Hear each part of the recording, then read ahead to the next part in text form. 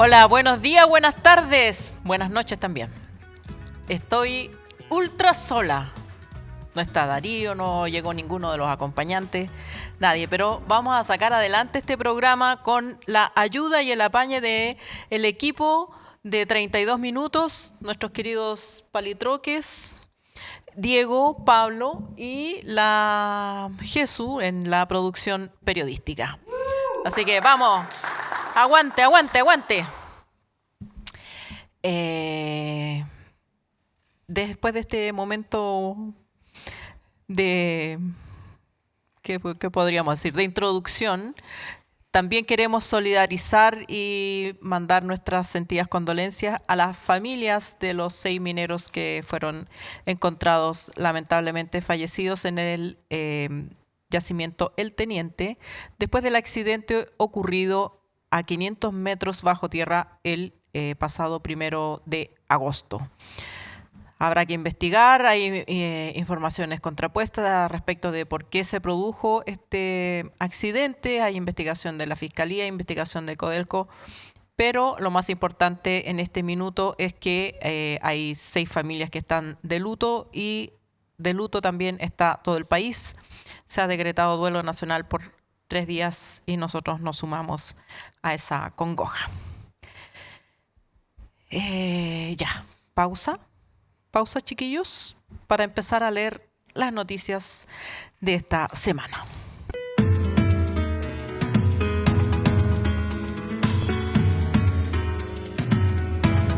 Matei versus Kast, una alianza imposible entre republicanos y Chile Vamos. El pasado lunes, la candidata de Chile Vamos, Evelyn Matei, anunció que presentaría una querella patrocinada por parlamentarios de Renovación Nacional en contra del Partido Republicano y de su candidato, José Antonio Kast, por iniciar una campaña sucia en que, según la exalcaldesa, la habrían tratado como enemiga y no como contrincante y que la han tratado de destruir. Por esa razón, puso en duda un eventual respaldo a Kast en segunda vuelta.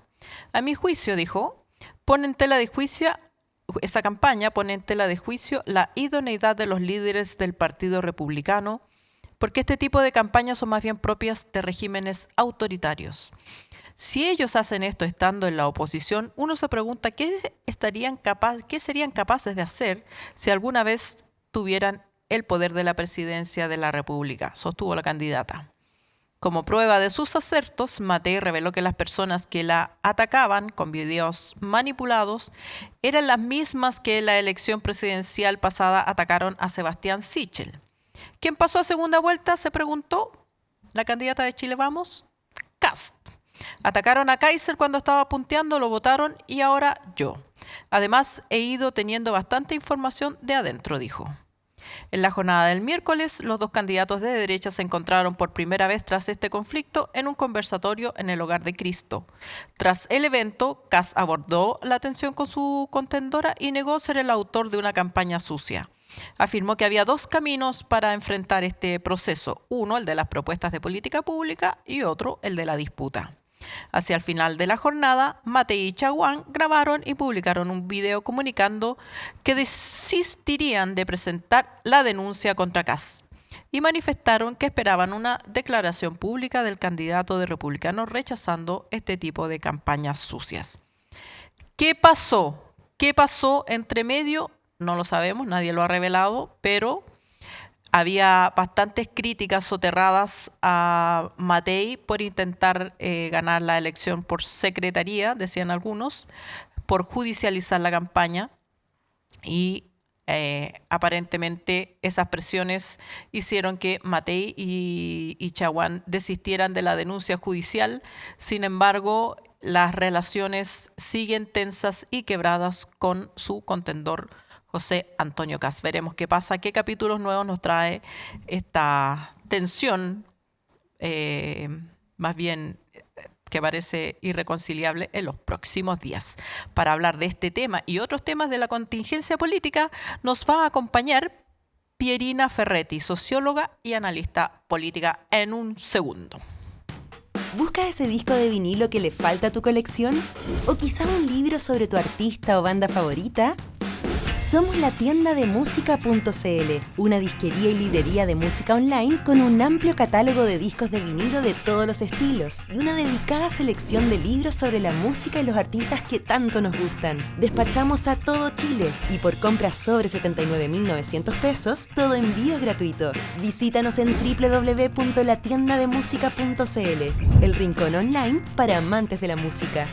Y aquí estamos con Pierina Ferretti, socióloga y analista político, para conversar sobre toda la contingencia. Pero vamos a partir con el tema que estábamos tratando recién, que es el lugar de la campaña sucia en esta elección o en las elecciones en Chile en general. ¿Cómo lo ves? Mira, yo creo que indudablemente la revolución tecnológica de las redes sociales y la capacidad de difusión de información de manera como muy rápida y como sin límite ha multiplicado las posibilidades de campañas sucias, que no son ninguna novedad en política, pero ninguna, o sea, ninguna. Han existido siempre.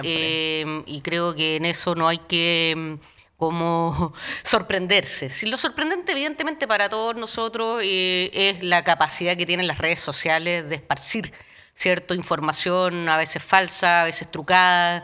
La inteligencia artificial, ahora cualquiera de nosotros podría poner, ¿cierto?, nuestro rostro, nuestro cuerpo, diciendo cualquier cosa con nuestra propia voz. Es verdad que eso no lo conocíamos, esa capacidad. Entonces creo que, bueno, nos enfrentamos a un problema cuyas dimensiones son enormes y que no sabemos bien en el fondo cómo hacerle frente. Porque claramente el prohibicionismo no va a ser la solución, esto es incontrolable. Entonces probablemente la solución venga como por educación, digamos, para que todas las ciudadanas y ciudadanos estemos preparados y sepamos discriminar, sepamos dudar de la información que recibimos. Creo que va más por ahí, como una cultura cívica más densa que te permita dudar de cualquier cosa que te llegue, digamos, por internet, por WhatsApp, pero creo que va ahí. Ahora, respecto al último episodio de acusaciones... Claro, porque de educación no va a alcanzar a florecer de aquí a diciembre. No. Estas son cuestiones para largo, digamos. No, en lo inmediato es poco lo que se puede hacer y yo creo que de todas maneras no deja de ser ironías de la vida, ¿cierto? Que sea una candidata de derecha la que esté sufriendo este tipo de campañas, siendo que hace poco tiempo atrás su mismo sector, sin distinción, ocupó también la mentira como elemento de campaña política, por ejemplo, la campaña del primer plebiscito constituyente. Entonces, efectivamente, están, por una parte, bebiendo un poco de su propia medicina, porque la están sufriendo ahora en carne propia, y bueno, en el mejor de los casos, pero yo no estoy segura y tengo mis dudas de que eso vaya a pasar, va a llevar a una parte de la derecha a tener mayor conciencia, mayor cuidado, digamos, con este tema, y va a estar disponible, por ejemplo, para legislaciones que apunten a poder fortalecer los medios de comunicación, exigir la veracidad de la información que circula y no anden acusando de que son atentados contra la libertad de pensamiento y la libertad de prensa, regulaciones mínimas para tener una discusión política medianamente saludable y democrática. ¿Cachai? Pero creo que también desde el punto de vista de Evelyn Matei, este episodio solo ha logrado hundirla más, ¿ya? Porque la estrategia, digamos, de reclamar que estaban haciendo contra ella una campaña sucia, era una estrategia, digamos, y una estrategia que tuvo en un momento un mínimo de resultado, logró concitar apoyo, digamos, solidaridad de distintos sectores del espectro político, de la candidata Janet Jara incluso, etcétera, y anuncia después querella, y a los 2 días tiene que retractarse, y yo creo que eso vuelve a mostrar la debilidad de su candidatura, yo diría que en 2 dimensiones. Una es una candidatura que ha ido dando palos de ciego, que no sabe dónde situarse, que primero empieza a jugar a la extrema derecha, empieza a tratar de coquetear con el electorado de Kast, no le resulta. Y después trata, digamos, de plantarse en una discusión ética, digamos, del uso de la información y llegar hasta las últimas consecuencias en su denuncia, y tiene que desistir. Y tiene que desistir porque recibe presiones, evidentemente, de los partidos que la apoyan y que más o menos están viendo que ella no va a pasar a segunda vuelta y que van a tener que darle su apoyo a José Antonio Kast y que probablemente haya descuelgues anteriores a la primera vuelta y que candidatos a la reelección o la elección parlamentaria, todo el mundo lo dice, quieran sacarse la foto con Kast y no con Evelyn Matei. Entonces es una candidatura que cada vez se muestra más débil, más perdida, y ahora el último episodio, que es su carta, digamos, a Sebastián Edwards, en vez de una carta a las víctimas de la dictadura, sí. por ejemplo, ponte tú a esos asesinados, a esos torturados, a las personas ofendidas, a las personas ofendidas, a las personas que sufrieron, digamos, los estragos humanos, morales, que fue la dictadura civil y militar. Y claro, ¿por qué le tienes que dar explicaciones a Sebastián Edwards y a los votantes como Edwards, que señaló Edwards la incomodidad que una parte de la derecha siente respecto a las declaraciones de Matei sobre las muertes inevitables, etcétera? Y creo que eso demuestra aún más un oportunismo, una desorientación de cómo capturar ahora votantes de centro derecha y de centro, que son muy liberales en lo económico, pero que no se quieren poner del lado, digamos, de la justificación de la dictadura, y que quieren también, que es muy fácil hacerlo, y es muy difícil demostrar, digamos, a nivel masivo, ¿cierto?, que son cosas inseparables. O sea, el modelo económico que ellos defienden, claro, no habría sido posible implementarlo con la violencia y la rapidez que se hizo en Chile si no hubiera sido mediante una dictadura. Y por eso en Chile fue tan rápido, y en otros países y con la profundidad. Claro, fue tan rápido y tan profundo, y en otros países no se pudo hacer así, claro, porque en democracia no te aguanta la cosa.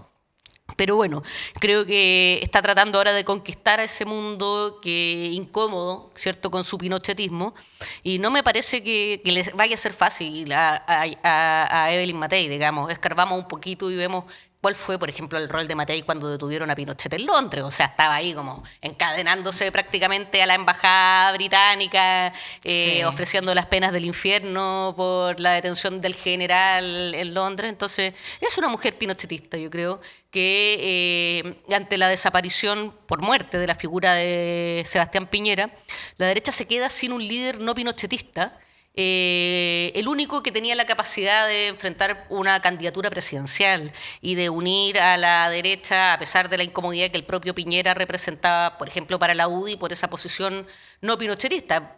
Uno le puede, digamos, sacar muchos trapitos a Sebastián Piñera, pero el que no le podemos sacar es el que haya sido pinochetista. Claro. No era un pinochetista, y hasta el momento en Chile no hemos tenido un presidente pinochetista. Podríamos llegar a tenerlo si gana José Antonio Kast. Y si gana Evelyn Matei. Y si gana, pero eso yo lo descarto. Sí, ya lo descarta. Mira, tal como tú dices, ha habido golpes de timón demasiado bruscos, así, claro, así como cuando uno está jugando los videojuegos y no sabe. O recién aprendiendo a manejar. Choca.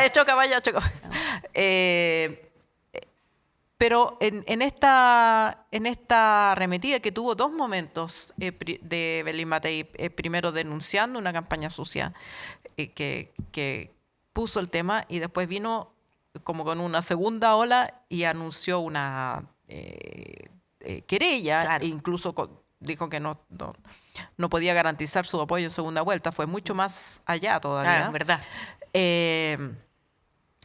Y esta bajada súbita de la querella y el repliegue. En los 90, Andrés Alamán, cuando estaba más cerca de Piñera, hubiera dicho que actuaron los poderes fácticos. ¿Tú crees que fue solamente presión de los partidos, o los empresarios que están muy interesados en el resultado de esta elección también? Sí, yo creo que evidentemente, bueno, escuché la editorial de un colega tuyo no particularmente afín a la izquierda, y decía aquí actuaron poderes fácticos, poderes empresariales, claramente. O sea, ese es, digamos, de perogrullo, ningún descubrimiento la unidad entre la derecha política y los poderes económicos, digamos. Ellos lo hicieron evidente en esta carta, sí, que firmaron. Claro. Y me parece que esa carta, por lo menos, sincera las posiciones. Yo prefiero cartas abiertas en el Mercurio a que empresarios escriban artículos de la ley, por ejemplo, claro, la ley de pesca. Claro, sí. O sea, me parece mucho mejor que escriban cartas al Mercurio a que nos escriban las leyes de manera subrepticia y velada, ¿cierto? Claro. Y creo que eso es muy claro. Ellos tienen muy claros sus intereses, tienen muy claro que un gobierno de derecha les es favorable o piensan que les es favorable, y me parece que lo expresan con total claridad. Y los empresarios no tienen estos resquemores de Sebastián Edwards, parece. No, yo creo que los empresarios son pragmáticos y que también si gana un gobierno de un signo que no les es favorable, van a tratar de dialogar con claro. ese sector y mientras haya negocios, digamos, y mientras puedan ganar. En otros países se ha mostrado, digamos, que en gobiernos de izquierda también los empresarios saben adaptarse y también saben cuándo algo les conviene y cuándo no. Por ejemplo, en Brasil apoyaron primero a Bolsonaro y después de 4 años de Bolsonaro apoyaron a Lula. Entonces, el empresariado es pragmático, pero en el escenario chileno, claramente el empresariado chileno es un empresariado que apoya históricamente a la derecha y que saben que en este momento se puede dar algo muy paradójico. Están viendo que los números de los candidatos de derecha suman más que el 50%, pero que por la falta de unidad del sector puede que pierdan la elección, que es algo que cualquiera que sepa sumar lo encuentra paradójico, ¿cierto? Claro. Teniendo aparentemente, según las encuestas, una mayoría, no está asegurada su victoria ni en la presidencial, que pareciera que de todas maneras tienen el escenario más favorable, pero sobre todo en el Congreso. Y el Congreso es importante en este país, lo hemos visto, o en el sentido de que te traban leyes o pueden aprobarte leyes, y eso es, digamos, también un espacio de poder que al empresariado le importa mucho. Todas las leyes pasan por ahí. Entonces, tienen muy claro el escenario ellos y saben lo que les conviene. Ahora, en términos del Congreso y la lista única, que parecía que la candidata o la candidatura oficialista había llegado a esta conclusión y todos los partidos se habían cuadrado. Hoy día estaba escuchando a Francisco Buenchumilla diciendo, bueno, si no logramos lista única, van a ser 2 listas. ¿Qué está pasando? ¿Puede también estar entrando agua al bote en la fila oficialista, dada la demanda por más cupos de los que se pueden ofrecer? Claramente es un proceso muy difícil la lista única. Yo espero, muchos esperamos que todos los partidos, todos los candidatos y los aspirantes a candidatos tengan conciencia histórica, porque la verdad que es muy difícil, hay muy pocos cupos para hacer caber a todos los partidos y a todos quienes tienen interés en ser reelegidos y quienes tienen intereses en entrar. Claro. Y eso es así. Y aquí va a haber que hacer sacrificios en pos de un bien mayor. Eso no está asegurado. Yo no puedo darlo por hecho. Por hecho. Pero sí quisiera creer que nuestro sector tiene la madurez política suficiente para sopesar el momento en el que estamos. Es a lo único que podemos apelar. Aquí todos los partidos van a tener que hacer sacrificios para lograr esa lista única y sacrificios muy dolorosos, con gente muchas veces muy valiosa. Y que ojalá pudieran todos estar en el Congreso. La gente valiosa, ojalá. Digamos, necesitamos un Congreso lleno de gente buena para la pega, digamos, buena para el país, pero incluso gente buena va a tener que quedar fuera para que quepan todos. Y yo sé que es muy difícil, yo claro, aquí no tengo velas en el entierro porque no estoy aspirando a ningún cargo, pero lo he visto, sé que la negociación va a ser muy dura y espero, por nuestro propio bien, que se logre.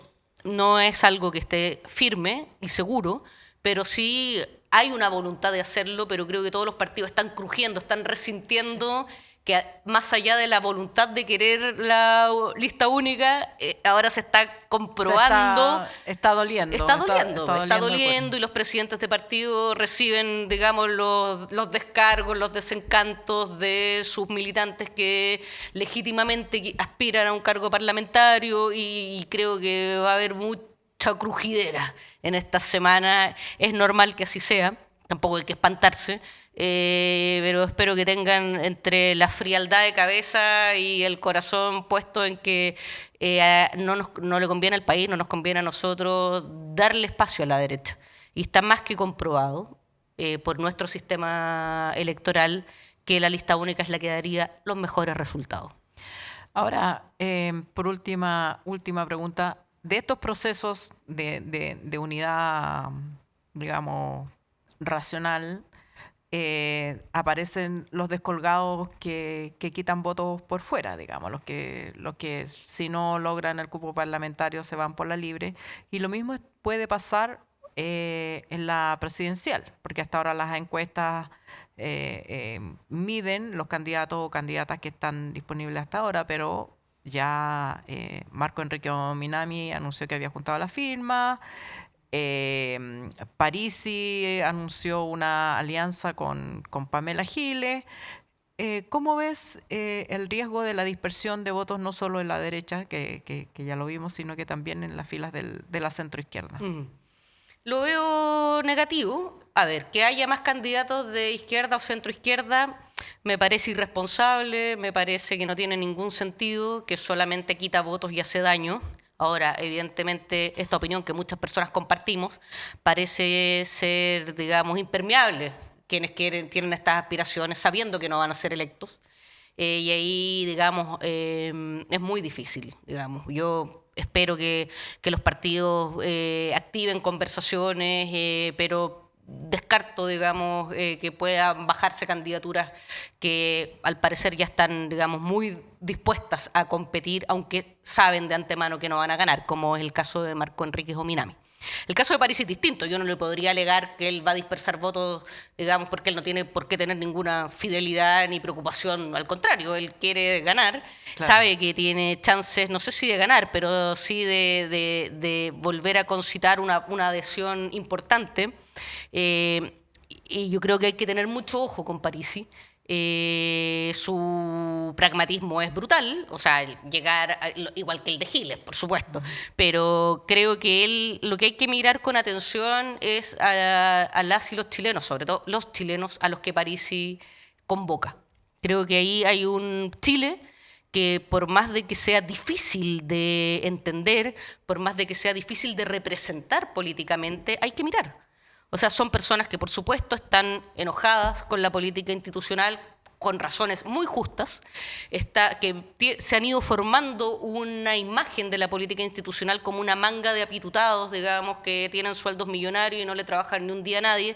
Eso es una visión muy parcial y, por supuesto, que es injusta y no se ajusta a la realidad, pero también es verdad que escándalos de corrupción, los altísimos sueldos de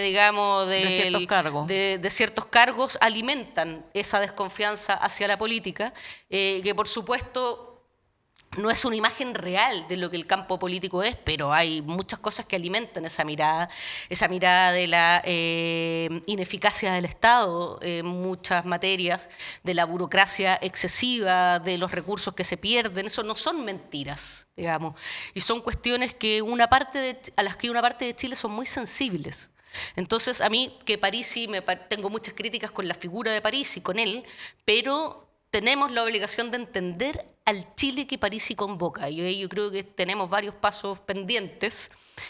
Como es difícil hablarle a ese mundo, es como un mundo que medio se esquiva, porque son hombres que se sienten como golpeados por la obligación de pago de pensión de alimentos, y nosotros solo les seguimos pegando, ¿cierto? Pero también hay que problematizar un poco más ese hombre entre 35 y 50 años que se siente acorralado, no para mirarlo como con maternalismos ni ternuras, no, pero para ver qué de allí expresa malestares que son reales, que son atendibles, con los que hay que trabajar. Entonces yo a Parisi le pondría mucho ojo, creo que todavía tiene un potencial de crecimiento importante, ahora está en Chile. Imagínense, la otra vez quedó tercero sin estar en Chile y ya se sabía todo este escándalo de las pensiones. Entonces, la verdad que no movió la aguja en su contra.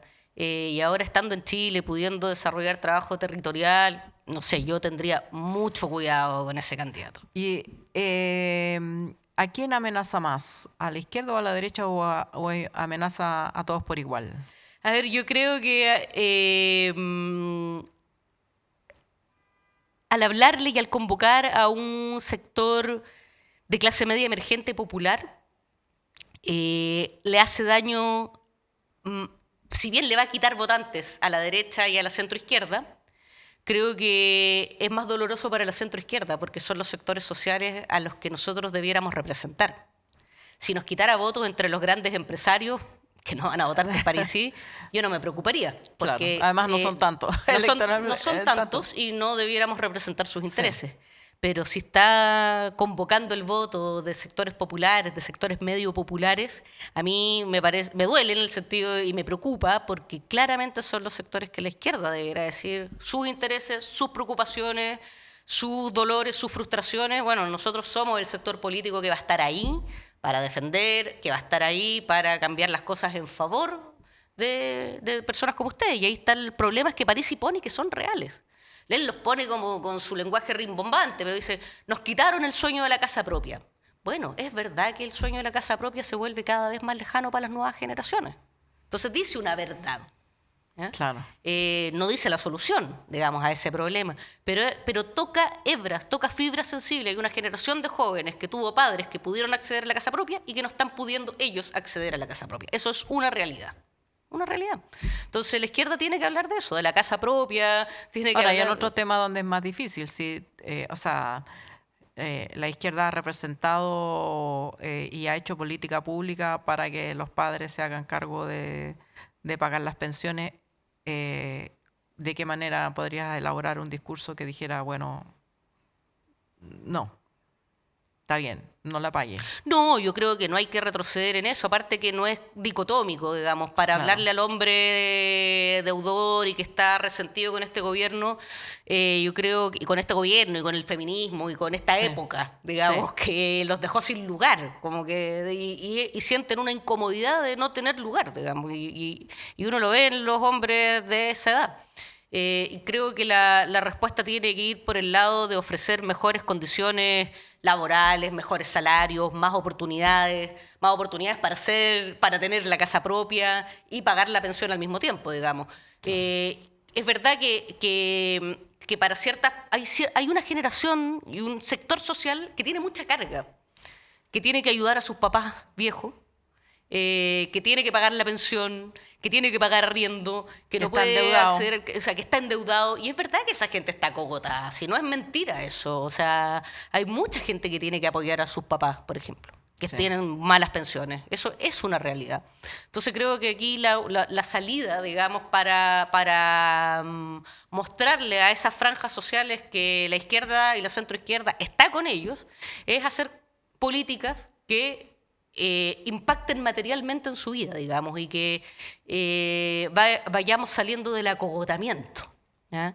Vayamos saliendo del endeudamiento, vayamos saliendo del rasguñar para llegar a fin de mes.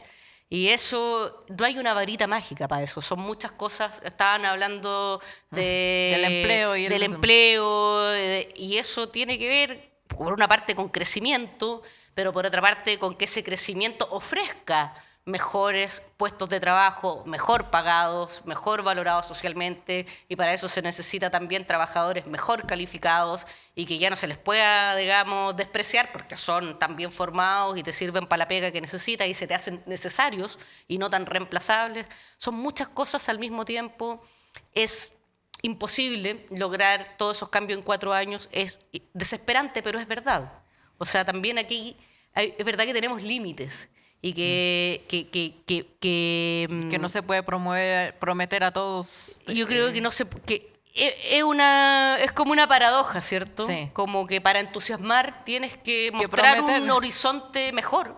Claro. Y mostrar que es posible un horizonte mejor, pero al mismo tiempo sabes que en 4 años no vas a lograr producir y no se van a alcanzar a notar muchas de las cosas que estás haciendo para que haya un futuro mejor. Es paradójico, pero es así.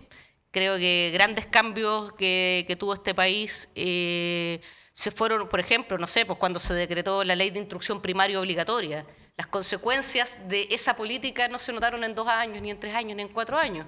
Pero después de 20 años ya tenías a toda una población que sabía leer y escribir.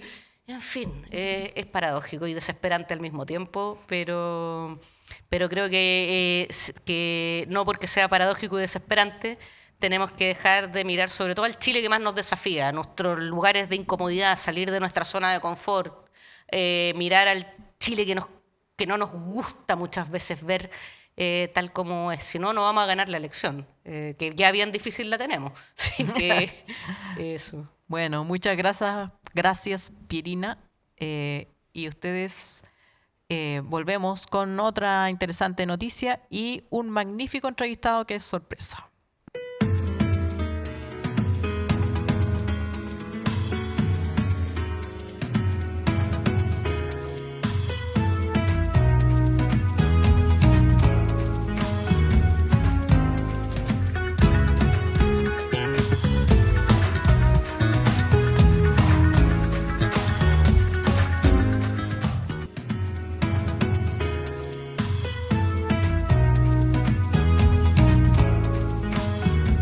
Y continuamos con las noticias. Janet Jara anuncia su comando oficial.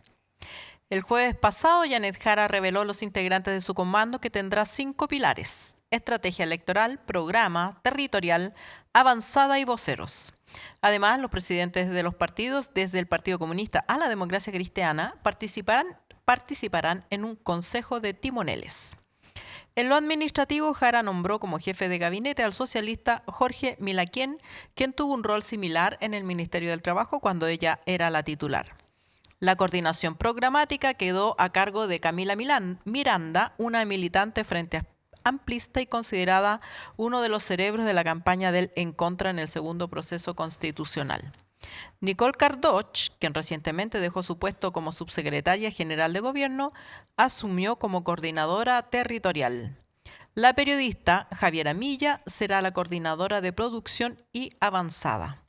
El comité estratégico, cuyo coordinador será el sociólogo... no está, por eso. El sociólogo Darío Quiroga estará integrado, entre otros, por el ex subsecretario Ricardo Solari, quien fue figura clave en la campaña de Carolina Toá. Ricardo Solari, recuerden ustedes, también fue ministro del Trabajo, así que, ¿qué pasó con el ministro del Trabajo?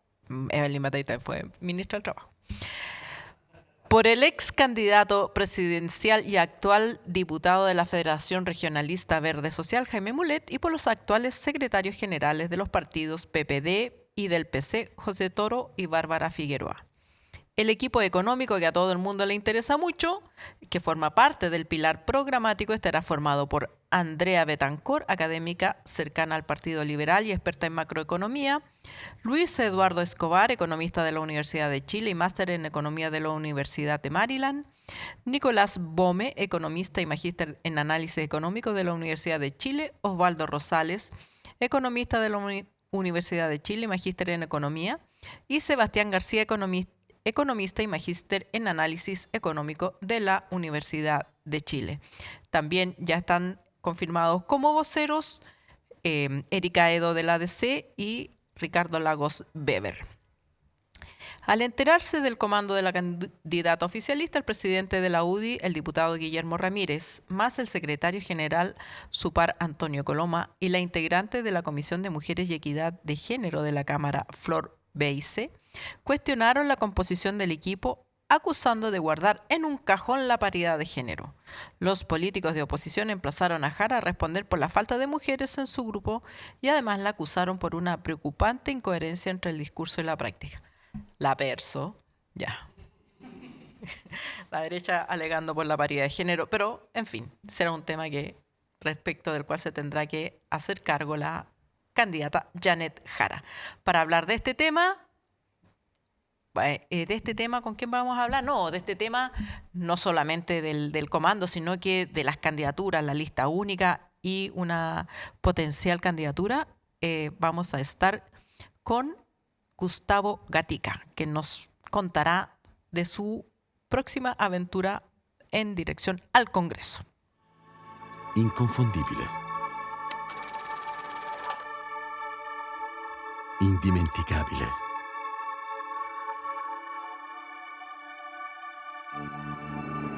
E il nostro caffè oggi riparte, portandoci a scoprire nuove parti del mondo. Prima di tutto, scegli se vuoi fare un caffè o se vuoi fare un costadoro. Mio padre diceva così, mentre ogni mattina faceva la sua scelta. Quella giusta, da sempre. Ecco dove ci porta il nostro viaggio.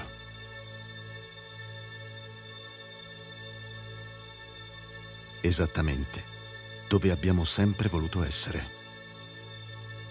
Sulle labbra di chi ama il caffè. Y mientras los dirigentes del oficialismo se devanean los sesos para armar el puzzle de ojalá, es el propósito, tener una lista única, ya hay candidatos y candidatas que entraron al ruedo, entre ellos Gustavo Gatica, que decidió hace poco postularse y va a ser una de las cartas que va a presentar el Frente Amplio en estas negociaciones. Por lo tanto, todavía no hay nada seguro respecto de distrito, pero sí, lo sabremos en un momento, Gustavo ya tiene una predilección. ¿Cómo estás, Gustavo? Muy bien, muchas gracias por abrir el espacio para venir a conversar. Por supuesto. Gustavo, cuéntanos, ¿cuál sería el distrito por el cual te gustaría postular al Congreso y por qué? Bueno, a mí me encantaría poder participar por el Distrito 8. ¿Por qué? Porque vivo en Colina y trabajo en Estación Central. Creo que hoy en día se valora mucho que haya una sintonía en el relato entre de donde uno proviene al lugar donde quiere representar. Entonces, a mí también me hace mucho sentido y para mí es un distrito que me acomoda mucho. Ahora bien, también considero que acá en Santiago, sobre todo, toda la periferia, nuestro ciclo vital es bien similar. En la periferia creo que tenemos los mismos dolores, hay una falta de oportunidades para estudiar, siempre hay que ir al centro de la ciudad, hay pocos servicios públicos. Creo que hay como un relato parecido, quienes vivimos en la periferia tenemos una historia parecida. Entonces tampoco me cierro a otras posibilidades, más tengo el Distrito 8 que es mi predilecto. Este Distrito 8 compone, ¿cuáles comunas? A ver, estábamos conversando antes fuera de cámara, es un distrito enorme. Es grande. Está Colina, Lampa, Tiltil, Quilicura, Maipú, Estación Central, Cerrillos y Pudahuel. Es gigantesco. Muy grande. Y tal como tú decías, en estas comunas como en otras de la periferia se dan realidades similares. Y muchas veces cuando se alega contra el centralismo o se alega contra la región metropolitana, se tiende a oscurecer este hecho de que hay lugares en Santiago que son tan discriminados o están tan fuera del desarrollo económico, de las oportunidades. Exacto. Como cualquier ciudad de regiones. ¿Cuáles serían las demandas o los dolores, como dices tú, que te gustaría representar en el Congreso? Sí, hay muchas cosas. Yo he establecido algunas prioridades para esta campaña, que son principalmente 3. Primero, salud mental. Yo tuve una formación de psicólogo, soy psicólogo y he trabajado como psicólogo durante estos años. Y es por ahí donde a mí me gustaría poder hacer campaña. El segundo punto es la discapacidad. He conocido también cómo existe una falta de oportunidades para las personas con discapacidad. A pesar de que han habido esfuerzos, existe la ley de inclusión. Sin embargo, aún queda mucho por hacer. Y en tercer lugar, los derechos humanos, que creo que es un tema que atraviesa todo. Creo que es la base para ponernos a discutir, pero sin embargo, igual lo quería incluir dentro de estas prioridades que tengo. Ahora, todo esto son cosas que yo, por mi propia historia, quiero relevar.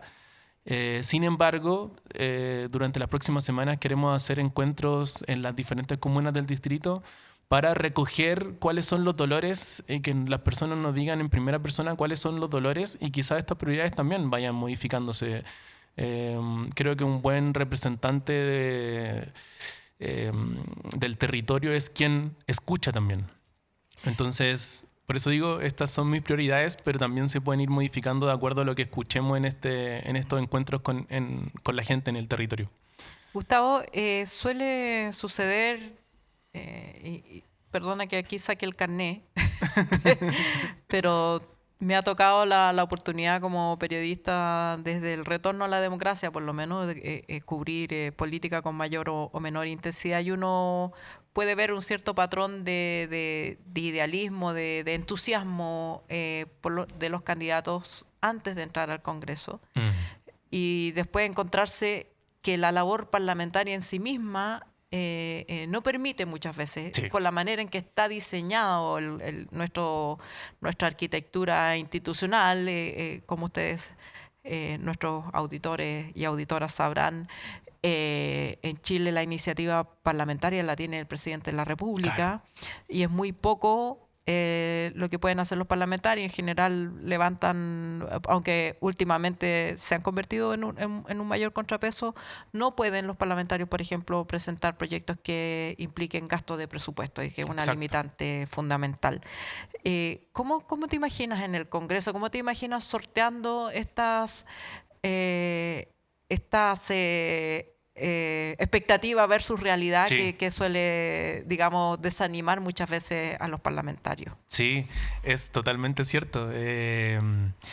Yo he intentado mantener mis expectativas bajo control, porque creo que en este entusiasmo de una campaña uno puede caer muy fácilmente en prometer cosas e incluso convencerse de que podemos hacer muchas cosas que en términos prácticos no se pueden hacer. Por ejemplo, como decía antes, una de mis prioridades es salud mental. Durante estos años trabajando y bueno, investigando también para esta campaña, he llegado a los datos. Se dice que en Chile se gasta cerca del entre el 1 y el 2% en salud mental, lo cual es muy poco. Países de la región gastan el 3% y países Pero ese no es solamente gasto público, incluye el gasto de gasto las público. Gasto público, Sí, ya. gasto ya. público. Y países como Estados Unidos gastan hasta el 6%, lo cual es muchísimo. Y yo sé que como diputado si es que salgo electo, por supuesto, no puedo intervenir eso, ¿no? En términos de presupuesto no se puede intervenir. Ahora, lo que sí, se pueden levantar iniciativas, se pueden empujar ciertas cosas, poner el acento en algunas cosas. Creo que uno tiene que ser bien realista, y también así lo quiero hacer en la campaña, como ser bien transparente y no prometer cosas que no voy a poder hacer, pero sí me gustaría que la gente supiera que estos son mis acentos, esto es lo que yo voy a subrayar y voy a intentar empujar desde el Congreso.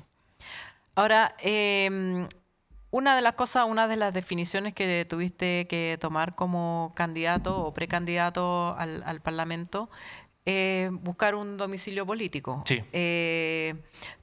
¿Dudaste? Porque me imagino que cualquier partido político de la centroizquierda le hubiera gustado tener a Gustavo Gatica en su plantilla. ¿Por qué elegiste el Frente Amplio? Bueno, yo parto de la base de que me convoca mucho el liderazgo de Janet Jara. Es una persona que políticamente y humanamente me convoca mucho, me hace sentir cercanía. Y por ende, para mí es bien natural estar en la lista oficialista que encabeza ella. Porque también existe la posibilidad de que yo haga el trabajo de juntar las firmas, pero ese relato como del que va por fuera en este momento no me agrada, no me hace sentido, no me representa. Creo que lo que espera la gente es que en la izquierda haya unión, haya una lista única, y yo quiero entrar en esa lista. Y dentro de los partidos que están en la lista hay dos que a mí me hacen sentir más cercanía política, más afinidad política, que son el Frente Amplio y el Partido Comunista. Y yo con ambos partidos he tenido conversaciones, con el Frente Amplio he tenido conversaciones más profundas, hemos llegado a conversar sobre qué distrito puede ser. Ellos me abrieron la puerta y yo estoy muy agradecido de eso, de poder estar en un cupo del Frente Amplio, pero creo que yo en el ejercicio de pensar en qué lugar ubicarme, cuál sería mi domicilio político, creo que al analizar las votaciones del Frente Amplio y del Partido Comunista, sistemáticamente me siento bien cercano. Estando en el mismo lugar, yo hubiera votado muy cercano a ellos, ¿cachai? Como que por eso me siento más cercano ideológicamente hablando, tal vez. ¿Y vas a militar en el Frente Amplio, o esto es solo como como suele suceder un candidato independiente en una lista de partidos? Sí, yo espero ser un candidato independiente ocupando un cupo de este partido. Gustavo, por último, ¿en qué momento y por qué decidiste postular al Congreso? ¿Qué te motivó ir a un lugar donde gran parte de la población siempre califica con las peores notas de aprobación? Bueno, lo vengo pensando hace harto tiempo. A mí en el pasado me ofrecieron ser candidato a constituyente en el primer proceso. De eso ya han pasado más de 5 años, creo. Sí. Y yo sentía que no estaba preparado, sentía que, de hecho, era un estudiante universitario, no había terminado mi carrera. Y siempre me he negado a esta posibilidad. Creo que también es un lugar bastante hostil. Y aparte, lo que dices tú, es un lugar que está muy desprestigiado. Sin embargo, hace algunos meses atrás, bueno, yo llevo, para entender esto, creo que debo contar esta parte. Sí. Yo llevo más de un año trabajando en la Defensoría Penal de Estación Central. Ya. Lo cual... ¿Haciendo qué ahí? Cuéntanos. Ahí hago psicología clínica. Ya. Las personas llegan a la defensoría por ayuda legal. Ya. Siempre que les ocurre algún delito, algunos de grave connotación, y asesinatos, delitos bien graves son los que llegan a la defensoría de Estación Central y llegan por ayuda legal, y ahí los abogados... Los imputados básicamente, ¿no? En general, víctimas. Víctimas. Sí. Ya, víctimas de delitos graves. Víctimas de delitos graves. Ya. Y en general los abogados determinan si es que la afectación emocional, si necesitan ayuda psicológica, digamos. Ya. Y me lo derivan a mí. Ya. Entonces, el estar en contacto con esa realidad tan dura, porque por lo demás, ya acá me voy a extender un poco. Sí, dale. Para eso estamos. Sí. Me pasaba que, por ejemplo, uno de los casos que me llegó al principio fue de un asesinato. Una chica que mataron a su pololo en la calle. Un confuso incidente, pero matan al pololo. Lo cual ya es un hecho lo suficientemente traumático, ¿no? Sí. Pero cuando empecé a conversar con ella, me di cuenta que ese hecho era la punta del iceberg de una vida tan dura. Había sufrido abuso por parte de su papá, había desertado del colegio. Eso me hizo reflexionar cuán ausente está el Estado, porque, bueno, les doy este ejemplo, pero se repite, es algo que se repite, y empecé a reflexionar qué tan alejado está el Estado de las personas. ¿Por qué? Porque también me pasa que pacientes me dicen, pucha, en mi pasaje asesinaron a una persona, llamamos a los carabineros, no llegaron. O me dicen, bueno, se me llueve la casa, llamo a la Muni, no viene nadie, al otro día que se acabó la lluvia me traen un nylon. Entonces me pasó que digo como esa realidad, constatar esa realidad en primera persona, que me lo dijeran, me hizo como remover algo en mi corazón y decir, tengo que tener un rol más activo, o me gustaría poder aportar más dentro de este marco que hablamos al principio, que un diputado tampoco puede cambiar todo, ¿no? Pero hacer el intento, apoyar o intentar cambiar la vida de estas personas, eso es lo que me moviliza. Y ya llevo más de un año trabajando ahí, y estas últimas semanas o meses en realidad tuve la idea de ser candidato. Todo partió de un estímulo bien random. Un taxista me reconoció, me dijo, ¿tú eres Gustavo? Y yo dije, sí. Y me dijo, oye, mi hija te admira mucho. Y me dijo, tú eres ser diputado, necesitamos gente que nos represente. Yo le dije, no, yo estoy bien en mi trabajo, porque, bueno, por cierto que a mí la psicología de verdad lo siento como mi vocación, me encanta trabajar de psicólogo. Entonces le decía, no, me encanta mi trabajo, pero pasó que al día siguiente ya no podía parar de pensar en esto. Por primera vez en estos 6 años, desde que me ofrecieron la primera vez ser candidato a un cargo de representación popular, por primera vez me hacía sentido profundamente. Me tomé unas semanas para pensarlo, reflexionarlo, lo hablé en terapia con mi terapeuta, con mi psicóloga, lo hablé con mi pareja, lo hablé con mis padres. Bueno, mis padres igual se asustan un poco por todo lo que implica tener un cargo político, pero todos me apoyaron, como todos con mucho amor me dijeron, loco, dale, o sea...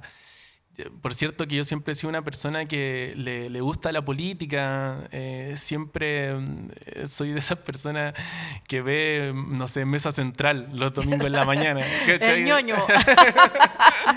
Y claro, y La Cosa Nostra, 32 minutos, o sea, no. Entonces, tampoco, o sea, no, yo creo que a nadie le extrañó tanto, digamos, que en algún momento yo tomara este paso.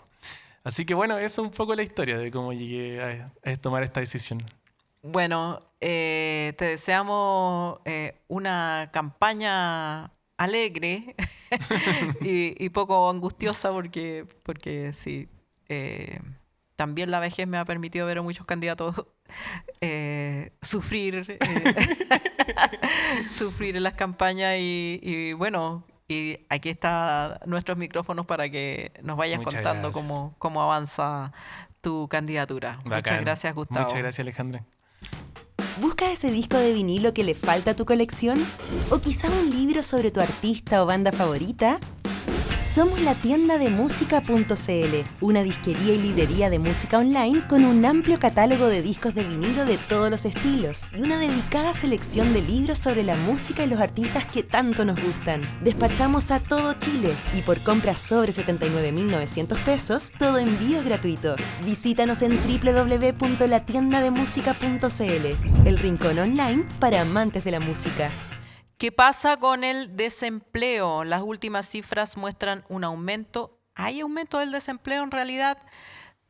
Veamos. El desempleo se transformó en un problema para la economía. Según las últimas cifras que entregó el INE para el trimestre marzo-mayo, la tasa de desocupación subió 0,6 puntos porcentuales, llegando a 8,9%.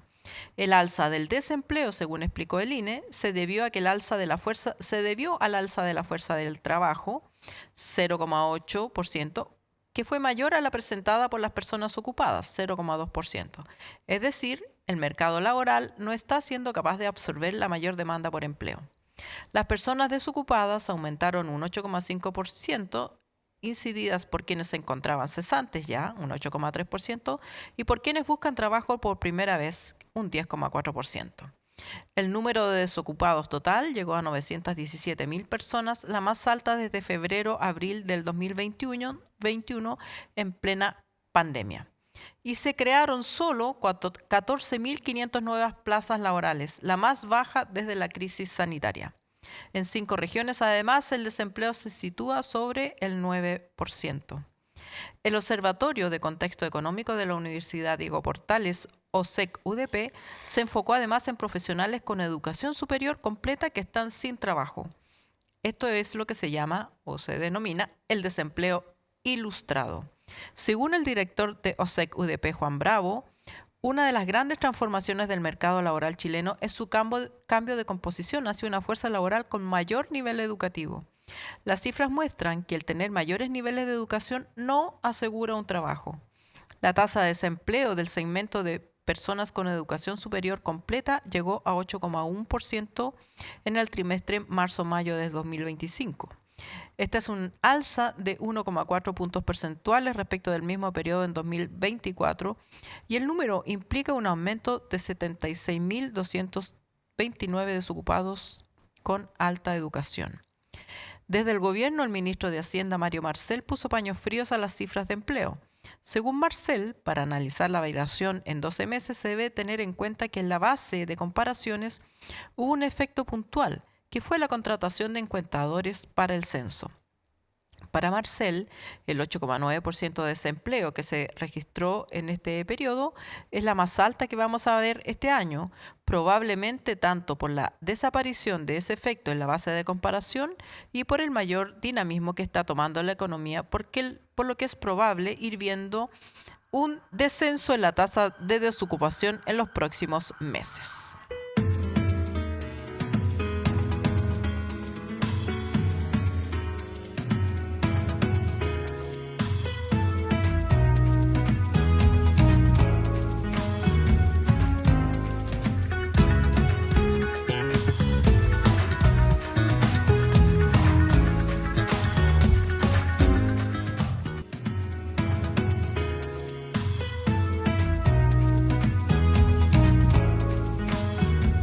Y como prometimos, estamos con María José Azócar, socióloga de la Fundación Sol, con quien vamos a hablar del tema del empleo y el desempleo, que ha sido usado, ustedes lo han visto en los últimos debates, también como arma de campaña, y por lo tanto queremos dilucidar qué es lo que realmente está pasando con el empleo.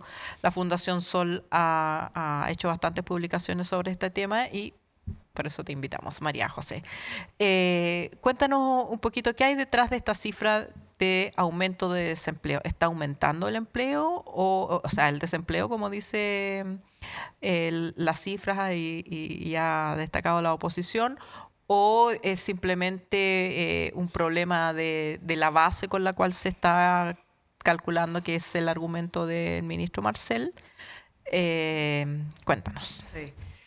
Sí, bueno, aquí quiero ser bien frontal. Aquí lo que hemos identificado desde Fundación Sol desde hace un buen rato, al menos desde el año 2015, es que hay una situación general de deterioro del empleo.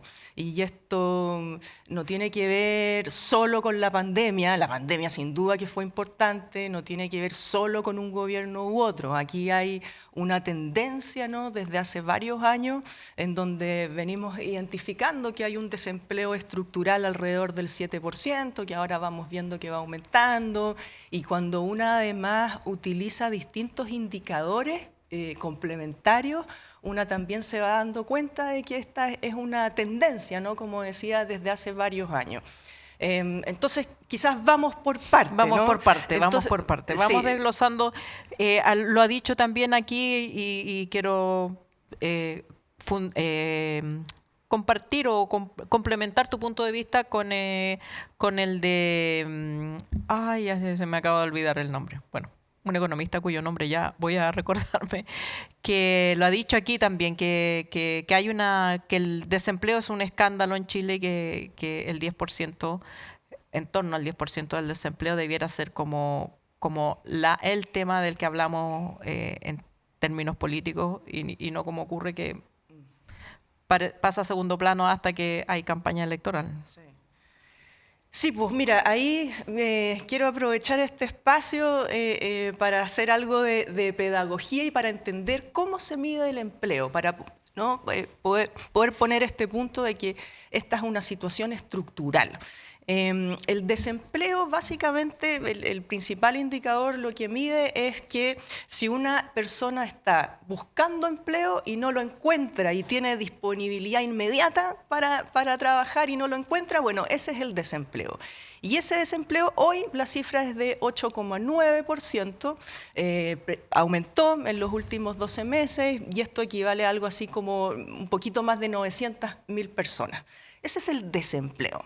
Pero luego, si una empieza a observar qué pasa con las personas que hoy día se clasifican que están en la inactividad, es decir, que no están buscando empleo, ¿no? Y ahí entonces quedan clasificadas en ese grupo.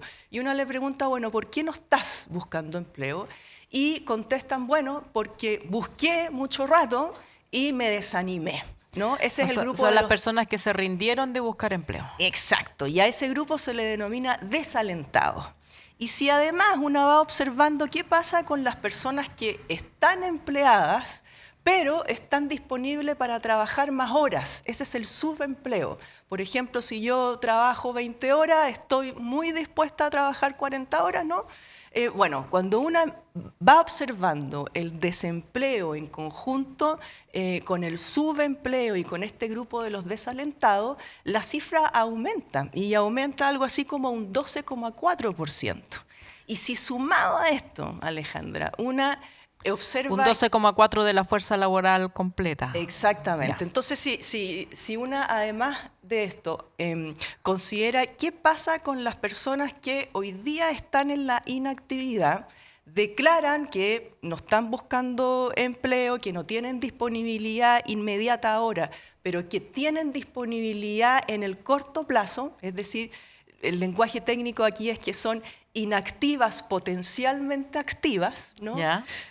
Bueno, si una suma además ese indicador, Aquí estamos hablando de que las personas que tienen problemas de desempleo total, parcial o potencial están llegando a algo así como un 21,8%, que equivale a 2.400.000 personas, ¿no? Es un montón. Es un montón. Y esto, como te decía, lo estamos identificando hace un buen rato en Chile, ¿no? Cifras de desempleo total alrededor de un 8-7%, cifras de desempleo integral que agrupa subempleo y desaliento, que llega alrededor de un 12%, y luego esta total, ¿no?, cifra que es la tasa de subutilización, y lamento aquí el lenguaje, estas son las convenciones de la economía, ¿no?, que llega alrededor de un 21%. Entonces, esto lo que nos habla son de problemas estructurales, como te decía antes, que hay en nuestro país y que no tienen que ver solo con la pandemia. Ahora,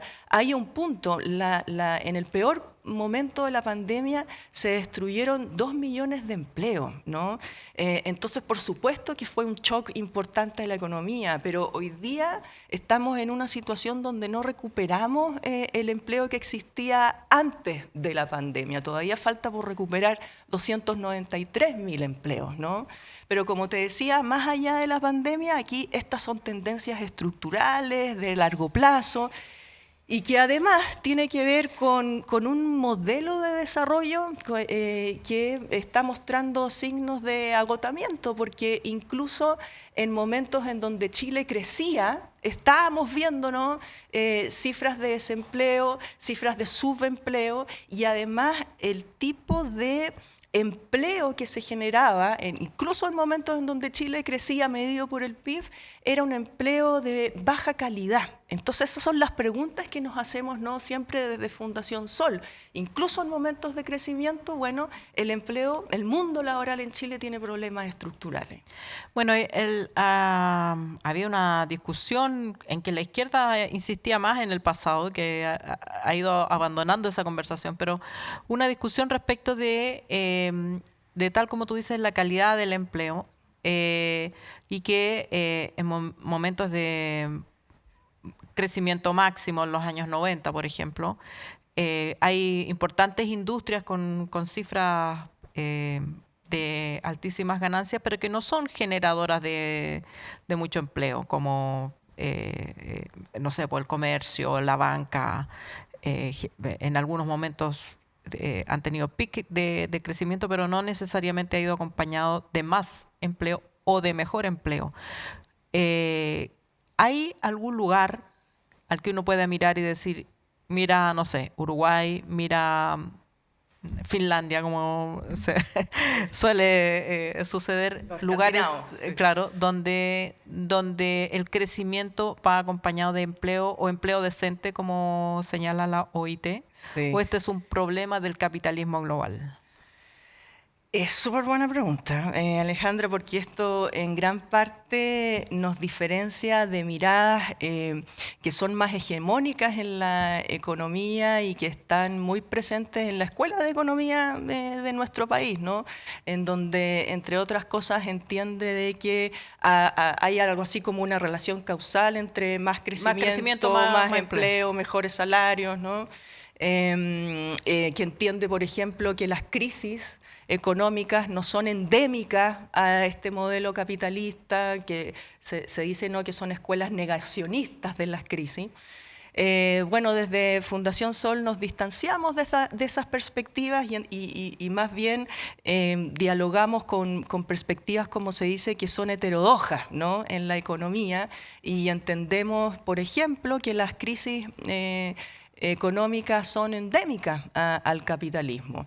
De hecho, hay personas dentro de ciertas corrientes, ¿no?, economistas, que, por ejemplo, hoy día dicen que estamos pasando por una gran depresión económica que partió el año 2008 y que puede durar varias décadas, ¿no? Y esta tercera gran depresión se puede comparar, por ejemplo, a la depresión que se vivió entre el año 1929 y 1945, con guerra incluida, digamos, la gran crisis económica a la que todo el mundo se refiere. Exactamente. Claro. Entonces, te comento esto como para dimensionar también el estado actual de las cosas a nivel global, ¿no? O sea, no es menor que para ciertas perspectivas estamos pasando por una gran depresión económica. Ahora, volviendo a tu pregunta original, aquí de nuevo para entregar algunas cifras. Cuando una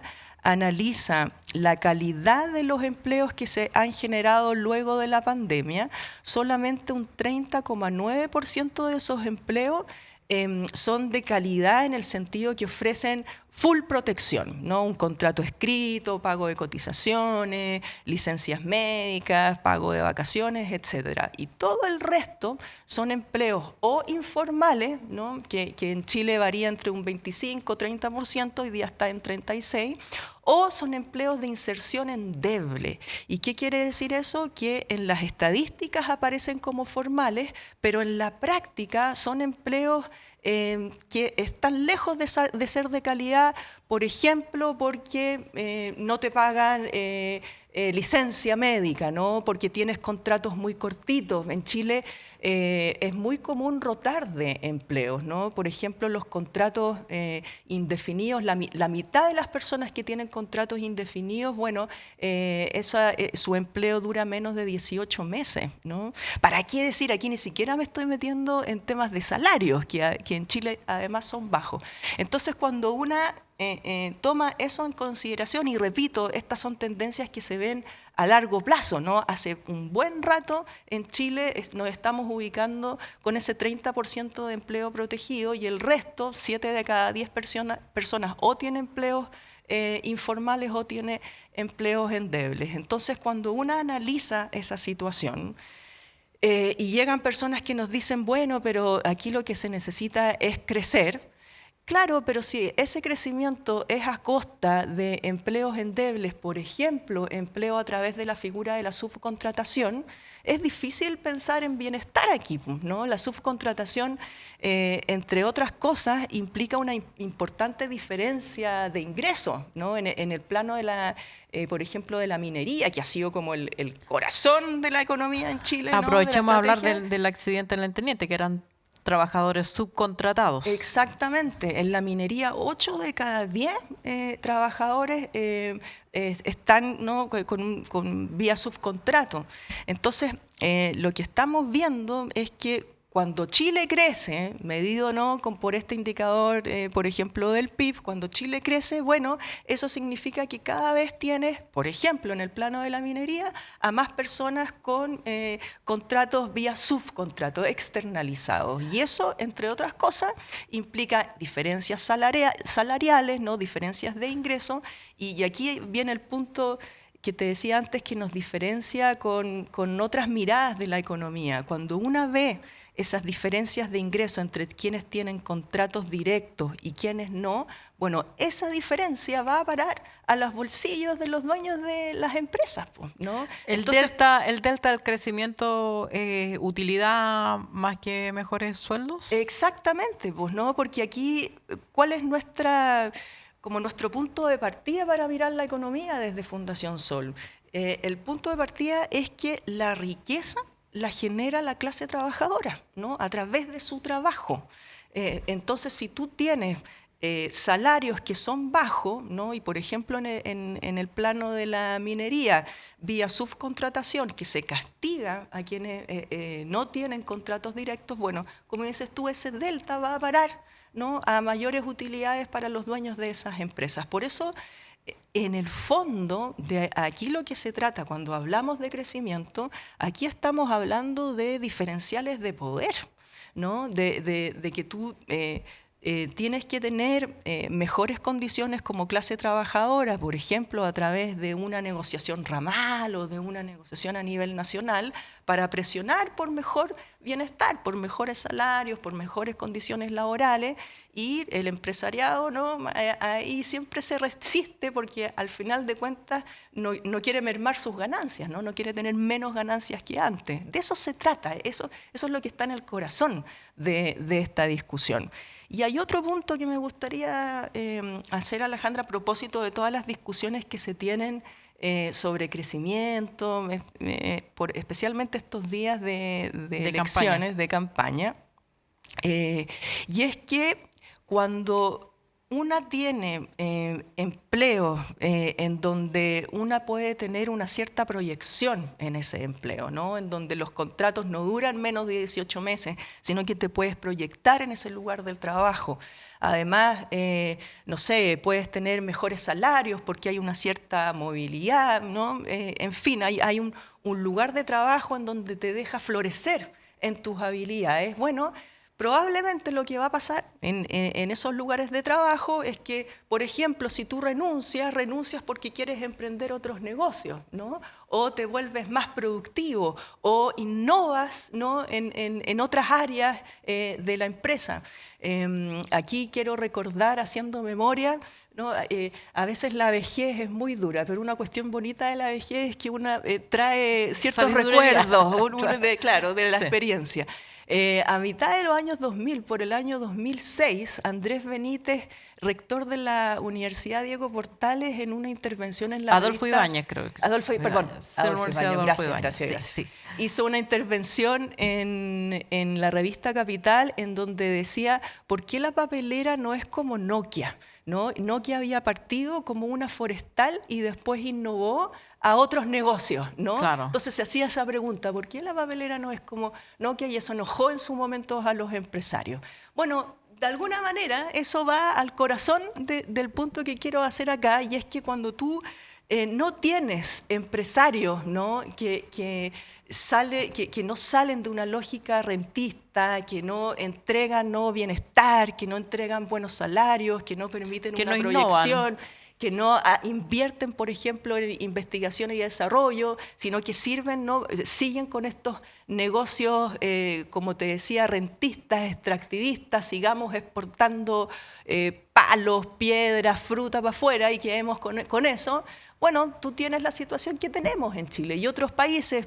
El típico ejemplo que se trae es Corea del Sur. Precisamente lo que hizo fue empujar a la clase trabajadora para que adquiriera un cierto conocimiento colectivo en los lugares de trabajo, no necesariamente a través de credenciales universitarias, debo decir, para que pudieran florecer en sus habilidades y se volvieran más productivas, ¿no? Que es como el lenguaje convencional aquí de la economía. A eso me refiero con más productiva. Entonces, por ahí va el camino. Lo que ha faltado acá en Chile es repensar el modelo de la economía, cómo se organiza la economía, darle más poder a las organizaciones sindicales para que puedan empujar, ¿no? en la redistribución aquí de ingresos, pero también de un bienestar, ¿no? en general para sus hogares y para ellas mismas.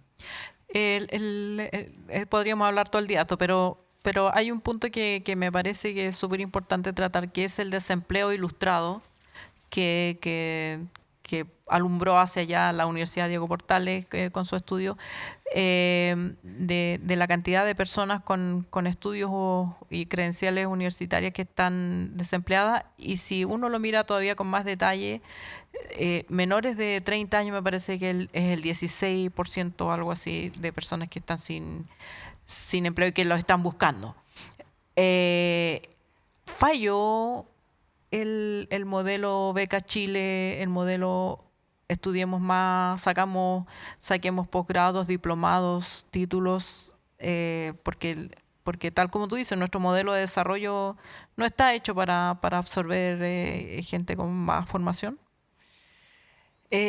Bueno, claramente, y esto toca varias aristas, y a mí, bueno, en lo personal, yo he trabajado en el área de educación, he sido profesora universitaria, y es bien frustrante, ¿no? Participar de un sistema en donde una ve que tus estudiantes después no encuentran trabajo o terminan trabajando en empleos en donde no se les exige sus credenciales universitarias. O sea, esto es una tragedia, ¿no? Para esos estudiantes, para sus hogares. Muchos estudiantes son primera generación en su familia. Hay una apuesta ahí que hacen las familias para ese estudiante.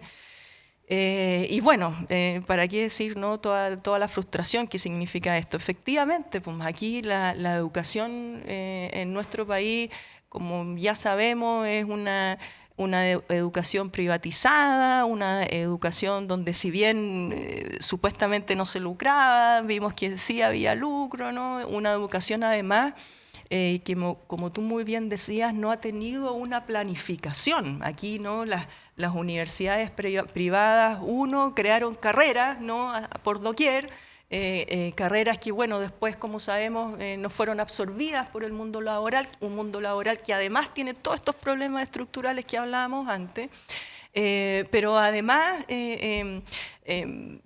cada vez una va identificando en el mundo universitario, ¿no? Desde la educación superior, en donde tú, por más sistemas de acreditación que existan, tú tienes cursos de 100, 200 personas. ¿Qué tipo de acompañamiento yo puedo hacer como profesora a todos esos estudiantes, ¿no? Entonces también hay una cuestión aquí que tiene que ver con la calidad de la educación y que tiene que ver con que no todas las personas necesariamente tienen que pasar por la universidad para, ¿no?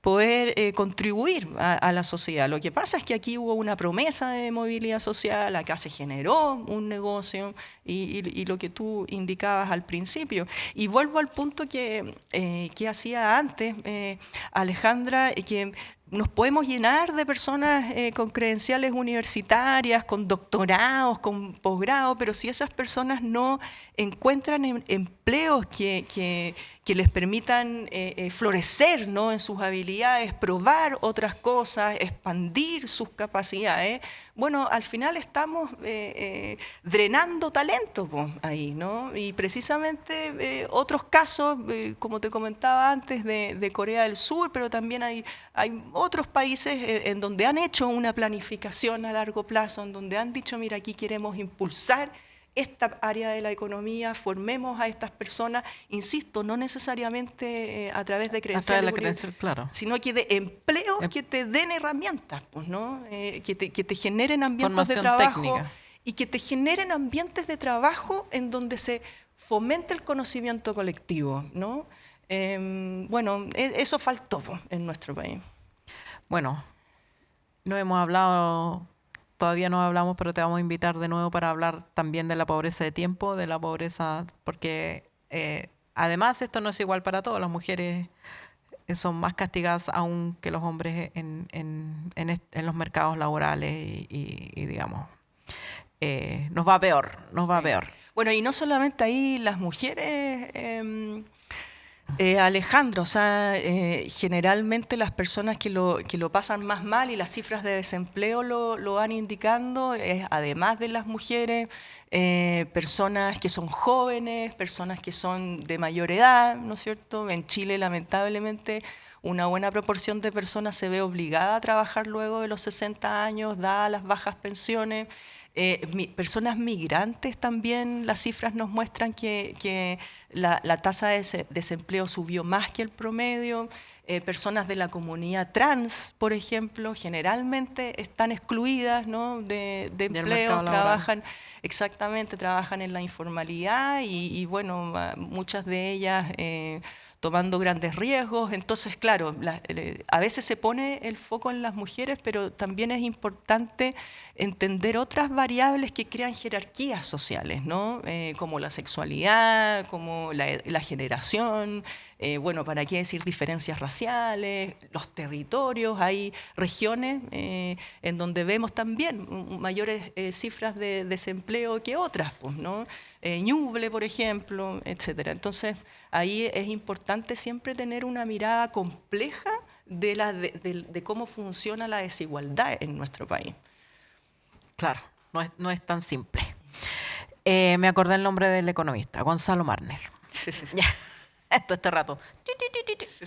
Bueno, muchas gracias, María José. Volveremos a hablar de empleo porque es un tema central y se toca poco profundamente, digamos. Se toca mucho en esta especie de mantra dicotómico de más crecimiento, más trabajo. Gracias por la invitación. Ya. Y ustedes espérennos que ya continuamos. Inconfondibile. indimenticabile.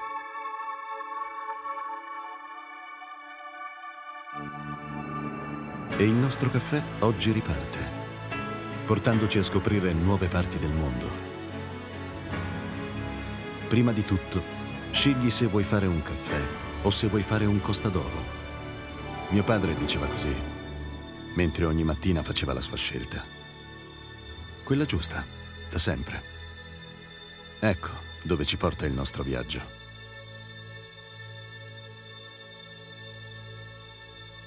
Esattamente dove abbiamo sempre voluto essere. Sulle labbra di chi ama il caffè. ¡Sobrevivimos! ¡Woo! Primer capítulo de 32 minutos, ultra sola. Darío, te vamos a robar ese título. Muchas gracias por el apañe, muchas gracias por estar ahí, quedarse hasta este minuto de cierre conmigo y con todos nuestros invitados y con el equipo que hemos entregado este programa con mucho amor. Ahora esperamos la retribución. No se olviden de suscribirse, compartir. Si pueden, apoyen esta iniciativa a través de Eventrit o de Revenue, ya sea que quieren apoyar solo una vez o si nos quieren apoyar de manera permanente. Los enlaces, los links están todos aquí abajito, aquí abajito. Así que, Napo, seguimos adelante a pesar de Darío Quiroga. ¡Woo!